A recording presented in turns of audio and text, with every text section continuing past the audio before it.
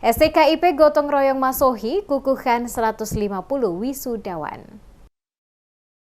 Sekolah Tinggi Keguruan dan Ilmu Pendidikan atau STKIP gotong royong Masohi mengukuhkan sebanyak 150 wisudawan dan wisudawati berlangsung khidmat di Aula Serbaguna STKIP Masohi, Kabupaten Maluku Tengah pada Sabtu 30 November 2024. Wisuda yang dihadiri langsung Ketua Lembaga Layanan Pendidikan Tinggi atau LL Dikti Wilayah 12 Maluku Utara, Yance Lekatompesi, dan juga penjabat Bupati Maluku Tengah Rakib Sahubawa yang diwakili oleh staf ahli bidang pembangunan dan kemasyarakatan Sahlul Ihsan. Sahlul Ihsan saat memberikan sambutan merasa yakin dan percaya. Semua orang tua atau wali serta keluarga yang menyaksikan pelaksanaan wisuda, baik anaknya, saudara, istri, atau suami yang diwisuda saat ini, sangat berbahagia dan merasakan betapa semua jerih payah, kerja keras, pengorbanan, ketulusan, serta doanya terjawab. Untuk itu, penjabat Bupati berharap keberhasilan yang telah diraih para wisudawan wisudawati tidak semata menjadi harapan keluarga saja, tetapi juga menjadi harapan bangsa khususnya warga Maluku Tengah. Dikatakan Bupati, pendidikan merupakan jembatan emas menuju masa depan yang gemilang. Karena tanpa pendidikan yang bermutu dan unggul, maka akan sulit seseorang dapat bersaing di pentas global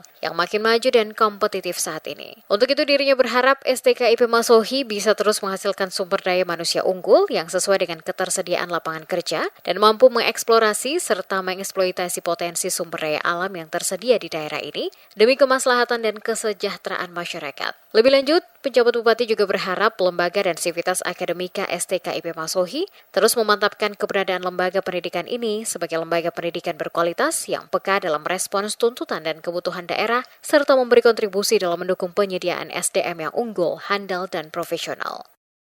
Saya berharap para lulusan adalah orang-orang yang telah memiliki kemampuan atau kompetensi yang cukup pada bidang ilmunya masing-masing. Karena itu, pengetahuan yang dimiliki tidak hanya terbatas teoritas, tapi juga pada waktunya dapat diimplementasikan bagi pengembangan dan kesejahteraan masyarakat.